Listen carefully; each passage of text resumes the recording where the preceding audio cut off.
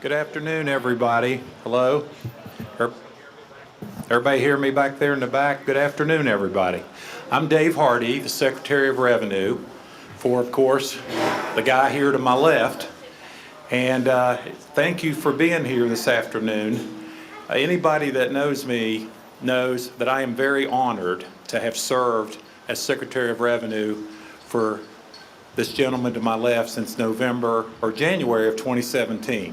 Now, we both got initiated to the job on the same day.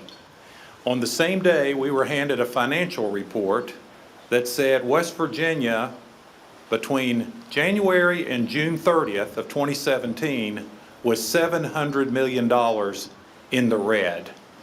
That was our starting point.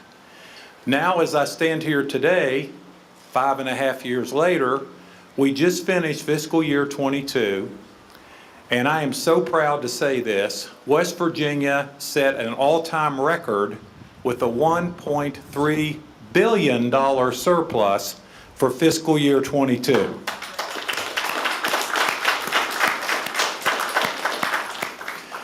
On a more serious note, those of you that know me know that I was a county commissioner in Kanawha County for 16 years. I was a member of Charleston City Council for 6 years. And one thing I always appreciated when I was a county commissioner and a local government official was what the people of West Virginia did for us in November of 1932. In November of 1932, by a gigantic margin, the people of West Virginia approved a constitutional amendment that guaranteed that our counties and our cities would have a guaranteed revenue source baked into the Constitution of West Virginia to do the work that the local officials need to do, such as policing our counties, educating our children, providing emergency services for our taxpayers. Well, now we're here today to talk about two things. I'll call it Plan A and Plan B. Plan A is Amendment 2 that's on the ballot in November, and our governor will want to talk about it in detail today, but let me just boil it down for you. Amendment 2 allows the West Virginia legislature to take, depending on whose estimate we use, $450 to $550 million away from our cities and counties and take that money to Charleston, and then you get to go to the legislature every year and ask the legislature if you can have that money back. And to make matters worse, 2/3 of that $450 to $500 million is going to be used to subsidize large businesses, not returned to the people of West Virginia. Now let me contrast that to the governor's plan, the plan that I'm so proud to stand up here today and support. The governor's plan says we're going to immediately cut income taxes for the people of West Virginia. We're going to start today, right now, calendar year 22, we're going to cut $271 million worth of income taxes and return that money to the hardworking people of West Virginia right now. Now, what are we going to do to make that happen? Let me tell you why it's so important. If you look at the statistics, and then I'm going to turn it over to the man that's led us this far, West Virginia needs to attract new people. And the 9 states that don't have an income tax, they have grown twice the national average, twice in the last decade. The 9 states that don't have an income tax, their economies in the last decade have grown by 56%. So we've got a plan put forward by our governor to start West Virginia on the pathway to eliminating our state income tax. That's where we should be going today, not robbing our cities and counties of the money that you need to educate our children and provide our services. So that being said, I've talked long enough. I want to introduce you to, of course, the 36th governor of the great state of West Virginia, and of course his sidekick Babydog. I don't know if Babydog's here today or not. If she's not, that's our loss. the 36th governor of the great state of West Virginia, Governor Jim Justice, and Babydog.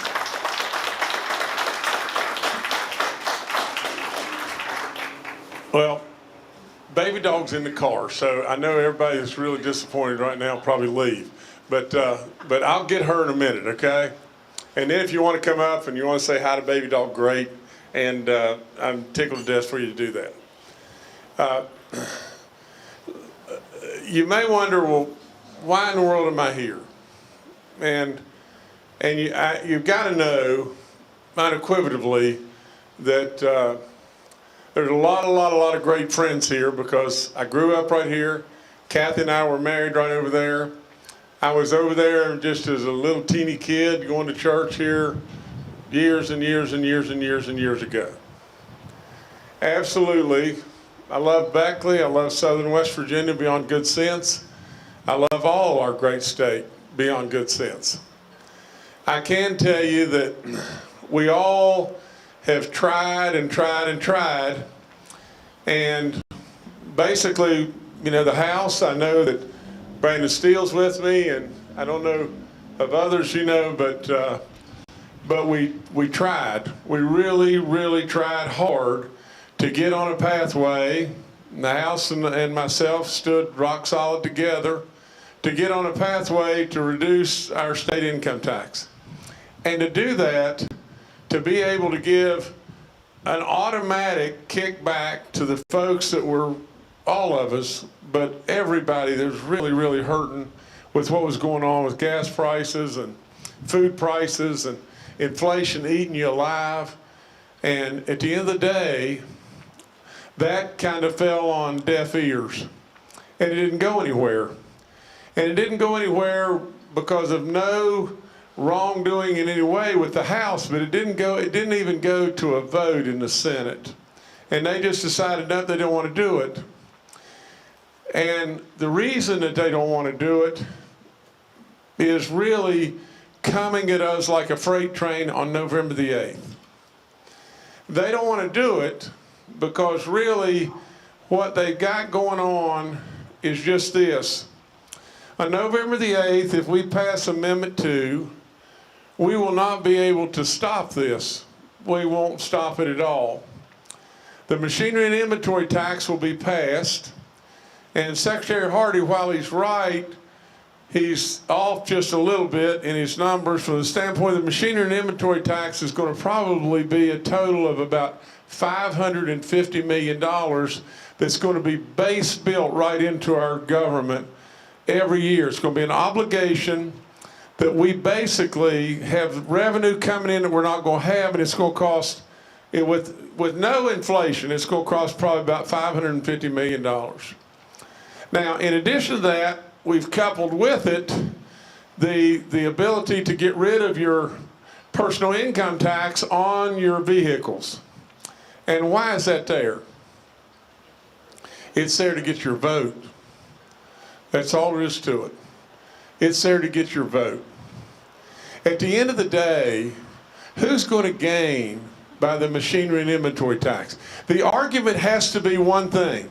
Well, we want to be able to attract more businesses to West Virginia. Well, for God's sakes, living, I can't keep up with them. They're coming, they keep coming, they keep coming, they keep coming. And for me to just be here, all I can possibly do is tell you and tell you the truth.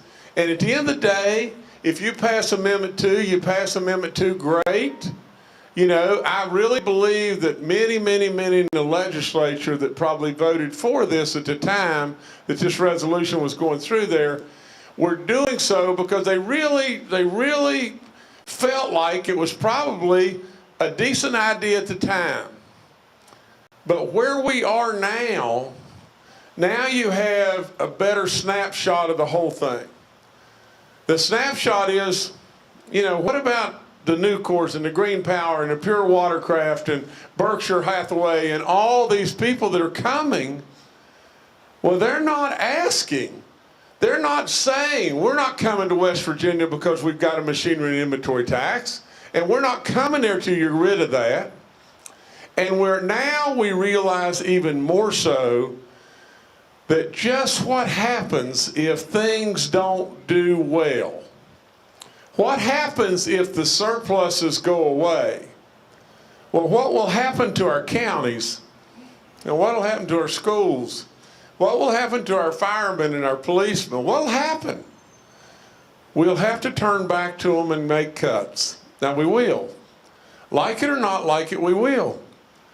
Now, if you want to vote for that, that's your power, and I am absolutely will stand right behind your vote, and we will recognize and respect it. But I'll look right back at you and I'll say, I tried to tell you, or I told you so. It's a big time mistake today. It's a mistake that you'll absolutely regret forevermore. Now, absolutely, without any question, I believe since I've been in office, we made a colossal mistake, when we didn't really tier the severance tax on coal and oil and gas. Literally, the biggest coal producer in the land at that time was Bob Murray. I can show you on his stationery right this very minute the tiering that he wanted. And if we'd have done that, they would have been, and get this, they would have been billions of dollars flowing into our state today that are not flowing to us. Now, we don't want to make another mistake. At least I don't want to see you make another mistake. Now, I'm not going to be your governor forever. And really and truly, I can ride through and have and cut ribbon after ribbon and ride in parade after parade and all be good. But at the end of the day, if we misstep here, we're going to make a heck of a misstep. Now, at the end of the day, on top of all that, if you'll just think with me just one second, who is the fabric behind all that we do? It's the working people. That's the very people. Now, let's be dead level real. If business after business are coming to West Virginia already, and they are, literally at the end of the day, we need population growth here, do we not? And the very best way under the sun to have population growth is the personal income tax. We have a methodology, a way. Chairman Householder had a way. There's a way to accelerate it even faster. But you mark it down. If we tomorrow end up with the machinery and inventory tax gone, at that point in time, the personal income tax is dead forever. Forever. Now, and absolutely, if you have any slip in our economy, you're going to go back into cut. Now, you can say what you want with me, and you can argue all day long. That guy right there knows. He's our Secretary of Revenue. He knows without a doubt. And I know. Now, the other flip side of it is just this, and I'd ask you to ask yourself this: why is it that we want to do this? Think about this. Think about how much Jim Justice will benefit if you get rid of the machinery and inventory tax. Millions. Well, then why am I sitting here telling you not to do it? Because I came to serve. I came to serve not for me. And that's what I've done. At the end of the day, if we pass the machinery and inventory tax without, I'm getting rid of the machinery and inventory tax without any question, Jim Justice's businesses will benefit to the tune of millions of dollars. And I'm telling you, don't do it. The other flip side of it is you may think by doing Amendment 2 automatically, that quick, you'll get rid of your automobile tax. Well, that's not true. What'll have to happen is it'll have to go through and it'll have to be voted on and everything. You won't see your automobile tax for a long time to come. Literally, we got people that are really hurting right now. Inflation's eating a lot of folks up. And we need, as Republicans, first and foremost, to be able to stand very tall and say, for God's sakes a living, we can get rid of a portion of your personal income tax today and put money in your pocket instantaneously. Now, it's a big time risk. Really and truly, if you layer in automobile tax, machinery and inventory tax, and then if you were to put, personal income tax, even at a level of 10% into the deal, you'd probably approach $900 million. We've kept our budgets almost flat since I've been there. A budget of 4.7 or so billion dollars. 900 million is a fifth of the entire budget. All you've got to do is have a hiccup, one little hiccup, and then you're right into real big time problems. The other flip side of it is this: we have surpluses today, don't we? Some people that are coming to West Virginia want a tailor-made incentive for them. What if we do this and the surpluses go away? You can't do that, can you? You just plain can't do that. The last thing I'd tell you is just this, because I don't want to bore you with this. I don't want to surely bore you to death with this. But this to me is just as simple as just this. This was brought to me by not my idea, but by a fellow just called me up and told me this. He said, what is the difference than Charleston, and I've got a lot of respect, especially a lot of respect for, a fellow back here, Brandon, and I coached Brandon, for God's sakes, a living, 5,000 years ago. But I've got a lot of respect for a lot of folks in Charleston, but at the end of the day, I'm a real believer that local control is always better than Charleston control. But with all that, just imagine just this. What if I were to say to you, give me your wallet? I'm in Charleston, give me your wallet. And give me all the money out of your wallet. And I, as a politician, I'll tell you what I'll do. I'll promise I'll give it back. Now, if that's the way you want to live, then you go vote for Amendment 2. You have a guaranteed income stream right now that protects a lot of stuff. Absolutely, if you want to give me your wallet and give me your money, and I, as a politician, I'll promise I'll give it back. And the turnover of politicians, you know what it is. I may not even be there, but I'll promise I'll give it back. To me, it's a hell of a risk. That's all there is to it. It is a hell of a risk. And not only that, I'm going to have real life surpluses or real life growth over and over and over and over, or I'm not going to be able to give it back. Because if I don't have the guaranteed growth that we're factoring in, I won't be able to give it back. Now, let me just tell you, and I'll end. The day I walked into office, they handed me the books. Now, I'm a business guy. I can get this. And it doesn't matter to me. I mean, good gosh, you can throw rocks at me all day long, but I get this. I'm a business guy. You hired me to mind a store, and I've done exactly that. But with all that being said, now just think about it. When they hand me the books, the first thing I saw, they said, Governor, Dave was there. Governor, we got bad news. The year that we're in, we're halfway through it. The year that we're in, we're going to be $219 million short in that year. And I said, there's no way. You have a constitutional amendment that says you have to have a balanced budget. They said, well, we haven't done as well as we thought we were going to do. And we were big time upside down. But Governor, that's not the bad news. The next year, you're going to be 497 million short the next year. And that's not even the really bad news, because the next year you're going to be 772 million more short. West Virginia was bankrupt. I don't care what you say. Dead level, flat, bankrupt. Look what we're doing today. I mean, for crying out loud, it's the greatest of the greatest of the greatest of the greatest. And it can only get better. And we don't want to screw it up in my book. Now, I'll answer your questions, or have Dave answer your questions. And anybody that wants to ask anything, please have at it. I'm here to tell you just one thing. That you shouldn't let me walk back and say, I told you so. And really and truly, it's a big risk. It's a great big risk. If anybody's got any questions, please have at it.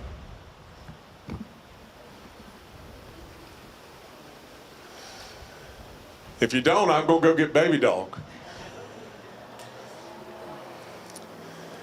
I'm telling you, and I mean this with all my soul, we want out-of-state corporations to come to West Virginia without any question. I'm telling you, if you believe Jim Justice in life, you know, and you really have. You see, I am a firm believer that you're not going to find something that I've told you that's not true. I would be for getting rid of any and all taxes if I could. You can't get rid of any and all. There was one point in time when I said, get rid of the machinery and inventory tax. Because 2 or 3 things have happened since then, though. I would have never believed there was a chance on God's earth that we could actually be on a pathway and get rid of the personal income tax in West Virginia. It's proven all over the place. The population is north of us. They got to drive through us to get to Florida and Tennessee and Texas. If we had no income tax here, honestly, we would absolutely grow like you can't imagine. I mean, that's all there is to it. And not only that, all of you would have so much more money to be spending. We'd have our own stimulus package going on in West Virginia all the time because of us that are here right now. I know it. I know it. And I know that at the time that I would have been absolutely an advocate of getting rid of the machinery and inventory tax, we didn't have any choice. We didn't have any chance of doing anything else. Today, we really do. And not only that, today I have the insight of the Nucors and Green Powers and Berkshire Hathaway and all the people that have come and are continuing to come, and they have not asked me to get rid of the machinery and inventory tax. I know what it'll do. I know from the Federal Reserve being in my office just the other day, and they say to me, the Federal Reserve, the guy, the absolute main guy almost says to me, he says, what in the world is going on in West Virginia? You want rid of the personal income tax, the House wants rid of the personal income tax. What is going on? And I'll tell you what's going on. Now, you won't like me for saying this, and I know some politicians really won't like me for saying this, but it's the God's truth. What's going on in Charleston in many ways right now with that is exactly what's going on in D.C. Swamp. The lobbyists, the big giant manufacturers are out of state. They want a bigger cut. They are flooding our politicians from the Senate side or whatever with money. And basically then that captures their vote. And now they've got an obligation to these big giant companies. You see, I know from the standpoint of my personal companies, it would really help me. But you didn't sign me up for that. You signed me up to help working great West Virginians. And literally, our big companies are doing damn good enough right now. Now, we want to bring all kinds more here. And we can, and we are. But honest to Pete, if you compare that compared to our personal income tax, there is no comparison. There's no comparison. No matter what anybody says, I can show you tax publication after tax publication after tax publication. They would tell you hands down, 1,000,000-fold, that states that still have a machinery and inventory tax versus states are on a pathway, not rid of, but just on a pathway of getting rid of the personal income tax. It's 2 to 1. It's 3 to 1. Those states are growing. These states aren't. I'm right. I'm really right. No matter what anybody says, I'm right about this. You know, I've tried really with all in me to take you through the pandemic, get to stay right side up, always tell you the truth. Always tell you the truth. At the end of the day, I truly believe that the voters, if they know, if they really understand it, the voters will get it right, and I'll respect that. I'll probably walk up to you and say, told you so. But I think you'll get it right. And I think this is too big a risk. Now ask me something, please. Yes, sir. PEI's short $92 million, and you're throwing the jail bills. How does that affect this whole thing? I don't think it affects it at all. And the reason I don't think it affects it at all is this. That fella right there can probably answer the PEIA question better than I, but we really feared that it was even greater than that. But we absolutely have the mechanisms in place with the surpluses and surpluses and surpluses to take care and backfill and ensure every bit of danger that we may have there. That is of zero concern to me. Now the House and the Senate will have to go along, and we'll have to put more money in and everything, but we'll be there. The problem with when that becomes an issue is just this, is if you pull $900 million out of the state, and then you still got shortfalls, PEIA or whatever it may be, when you do that, you just amp up the risk big time. And then you get right into the situation to where we were when Jimmy walked in the door. That's all there is to it. Most of you.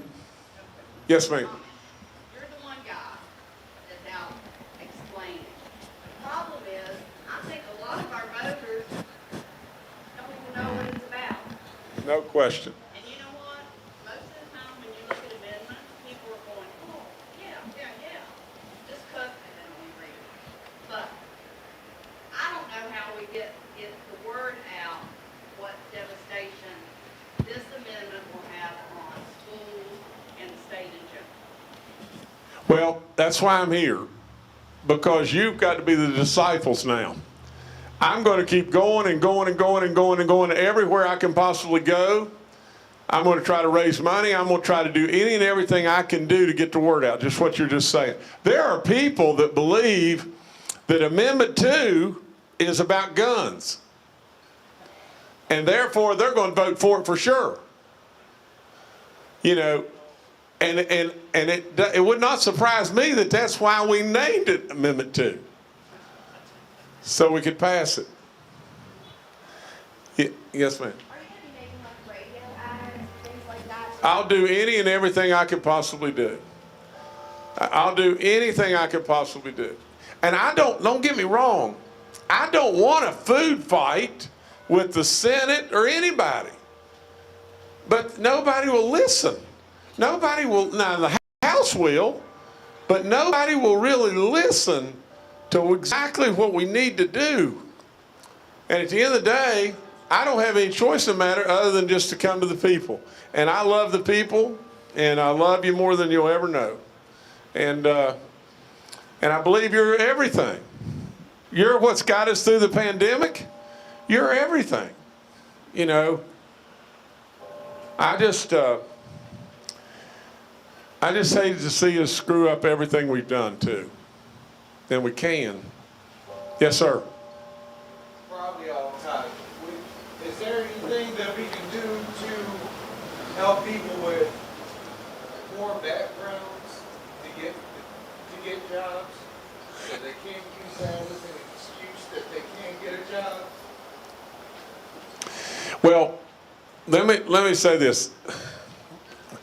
Try your question one more time so I'll make sure that I understand. People that say they have bad backgrounds, Right. criminal, whatever. Right. A lot of people won't hire anybody. Right. Is there something we can do, a program we can get into, something we can do to get jobs? Dave, can you answer that better than I? I mean, I can tell you all the different things that we're trying to do, whether it's Jobs and Hope or Jim's Dream or all the different stuff that we're trying to do. You know, from expungement to driver's license back to all those things. Yeah, But a little help like that. Yeah, now, There's people that, we're, that want we're, to work. we're trying, absolutely, I get it. Dave, maybe you can try. I can throw a few more ideas there. The West Virginia Division of Personnel is very focused, number one, on the labor shortage in West Virginia, and number two, can we hire people that perhaps have made one mistake but want to go to work? In other words, give them an opportunity through a probationary type employment to get a chance and prove they can do it. And now, DOP, of course, not under me, Secretary of Revenue, but I was involved in some preliminary conversations about that program. We can get some information. If you give me your name and, your contact information, we can get you some more about it. There is a program. I am aware of that. And then, of course, as the governor pointed out, Jim's Dream and all the other programs that have been put forth during the governor's time in office are all designed to do one thing, and that's to get West Virginians back to work. And we all agree, the parole board all the way down, that a youthful mistake doesn't mean that you're not employable in the future, because there's plenty of good people out there that have made one mistake, and now they're 25 years old and they're ready to go to work. That sounds like a vague answer. If you give me your information, I'll get you more good, specific stuff, okay? Sounds good. Thank you. Well, yes, sir.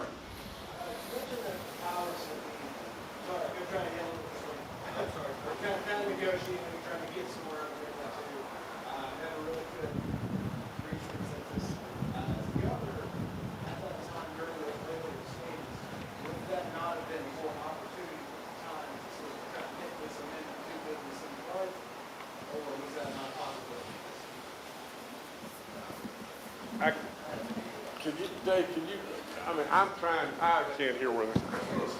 Come on up and repeat your question. You mentioned that the powers that be were kind of negotiating early on, they were trying to reach a consensus on amendment two.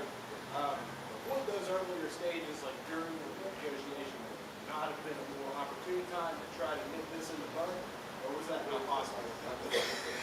Well, to be perfectly honest, and I want to be part of the solution rather than part of the problem always. Okay, I wasn't involved. I wasn't asked to the party, about Amendment 2. From the standpoint, it was a resolution and everything, and I think a lot of people very innocently thought, well, this is not a bad thing. This is a good thing and everything. And now I think a lot of people are probably sitting back thinking, I'm talking to legislatures, may very well be sitting back thinking, well, wait a minute, hold on here, because this thing is getting away from us. And I think it's only due for, all of us should be respectful about people, thinking, well, I thought it was good, but maybe I need to rethink that and everything. And so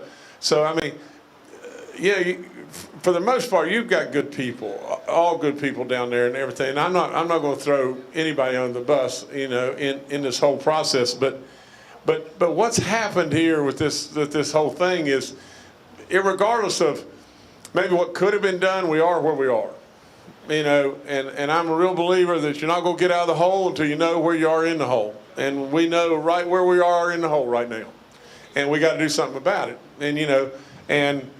And the net of the whole thing is it's coming to the voters, and just like this beautiful lady, just said to us just a second ago, people don't know, and they don't know. And I have tried, and the House has tried, God knows, I'm sure Brandon's tried. So we've tried and tried and tried and tried to get some real sensibility or, cooperation or compromise or whatever it may be, and get us to a place in time that's beneficial, really, first and foremost, for all of you. And one side has just clammed up and said, we're not doing anything.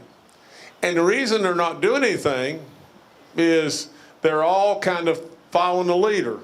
You've got their finance chair and their president, Tar and Blair, and both of them are saying this is what we're doing, and everybody else just doesn't want to break ranks with the fraternity. And they won't vote, and so, which is really a shame, but the net of the whole thing is, so here you are. And from my standpoint, I can sit on the sidelines, and then when it all blows, you're going to say, well, why in the world did Justice pass that machinery and inventory thing? For God's sakes, 11, look what it's done. Look, I mean, it's the torpedo of torpedoes, and the torpedo would come with us just not being able to compete as far as being able to give dollars in a crafted way to bring business here, or all of a sudden the whole economy downturns. I mean, look what's going on with your 401ks. Look what's going on with the stock market today. Look what's going on. I mean, do you not believe that it is a real possibility in life that sometimes Duke can really happen? And if it happens, this great state is just going like crazy. Remember that rocket ship ride? Well, you're on it. But it doesn't mean that it's just going to go forever. And if it doesn't, there can be a bad day, a really bad day. We need to be here for her. That's all there is to it. We need to be here for her. And absolutely, because in 2 years, Jim's going to be gone. We need to be here for her. And really and truly, at the end of the day, daggone, we can be so set up right now. We don't need to screw it up. How many times have I said? I've said the exact same thing. We're going to be great forever and ever if we don't blow our own legs off. Well, we're trying. Yes, ma'am. Could you simplify Amendment 2 for maybe some of those voters that are coming into the voters are saying, like, maybe even in just one sentence, like, this is what Amendment 2 is? Okay, I'll give it my best. I don't know if I'm very good on one sentences, but Babydog would say no to 2, but I would say in one sentence it's just this: Amendment 2 is a big risk, great big risk, at a time when we don't need to take that level of risk. Amendment 2 is designed, and the beneficiaries of Amendment 2 are big corporations for the most part. Amendment 2 completely leaves out the working everyday people of the state. And Amendment 2 is a bet that more people will come and create businesses here. But I am telling you, as your governor, I have never had that asked to me, and more people are coming.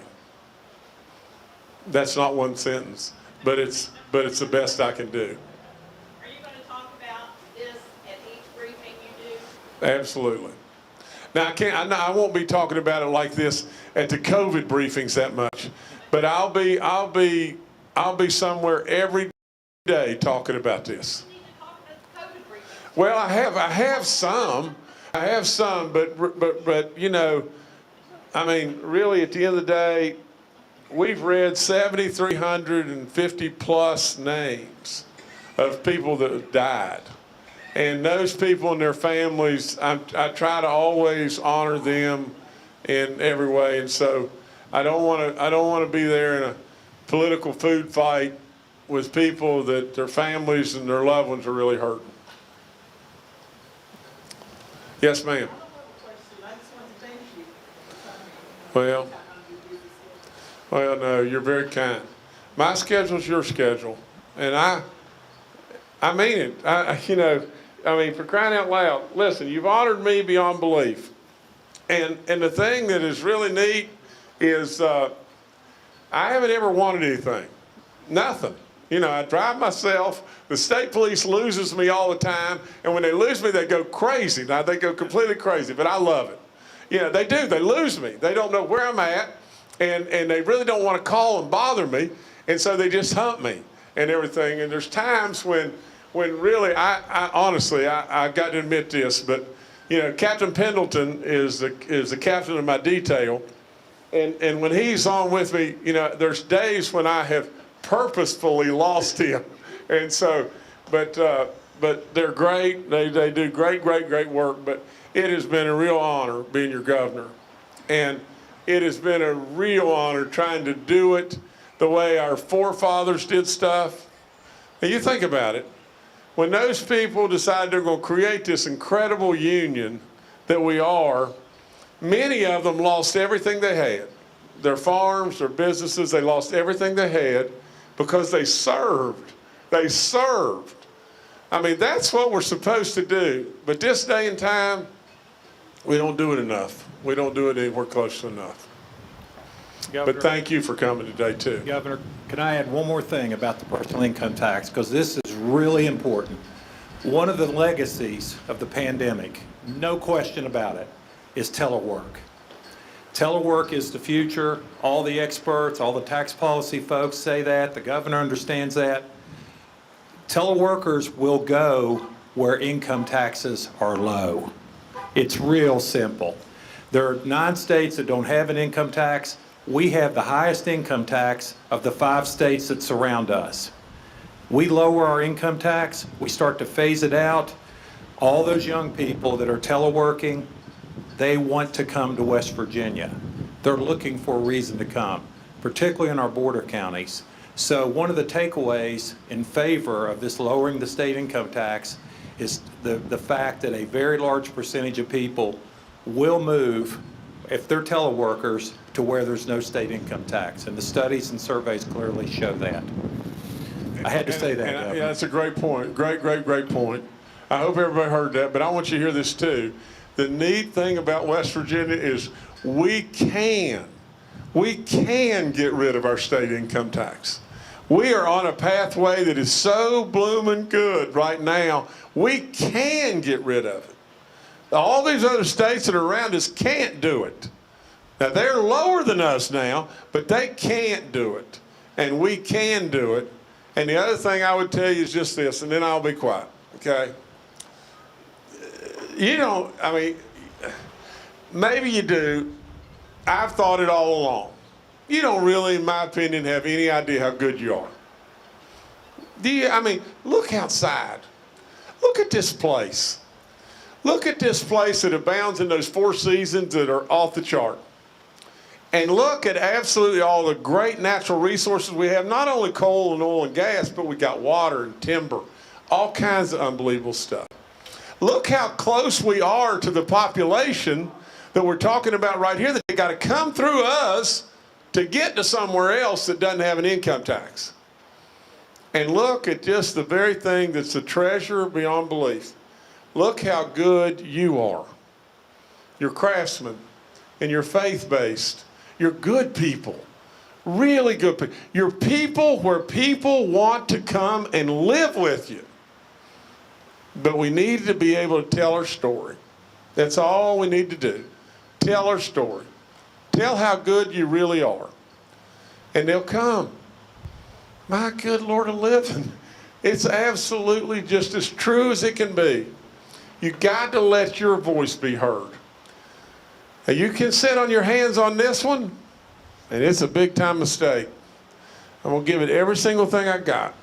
I never would have dreamed we couldn't compromise and come to something that would absolutely have some sense to it. I'll give it everything I got. Get Babydog, Joey.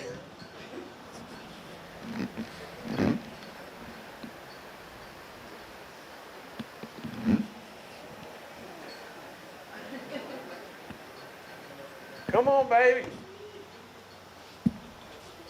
Come on. Come here. Got it round it this way. Come on, baby.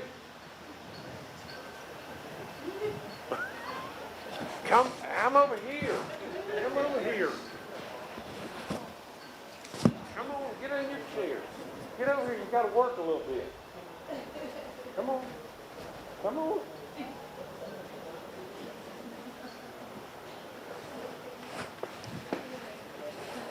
Sit in.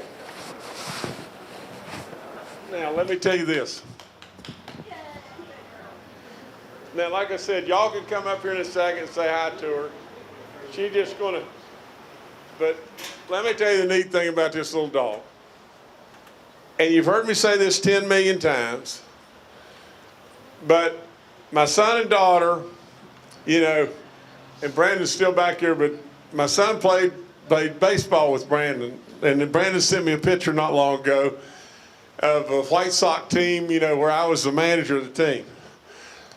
But nevertheless, Christmas ago, so 2 Christmases ago, this Christmas will be third, they hand me this little, right over my shoulder, handed Kathy and I this little bulldog puppy. And I thought to myself, oh, good gracious, what in the world? We got 2 Boston Terriers that are in the bed with us every night. Now we're going to have a bulldog, and she's going to get big. And our little son, grandson rather, was 2, just a little baby. And he would walk around and he'd say, where does that baby dog go? You know, well, that's how she got her name, you know. But with all that, through all this pandemic and everything, every time I looked at her, she makes you smile. And she makes you smile. And literally, she does something that is unflat believable. She loves everybody. Everybody. And then it just hit me like a ton of bricks. Really, especially through this pandemic, isn't that really the total answer? Isn't that really all it?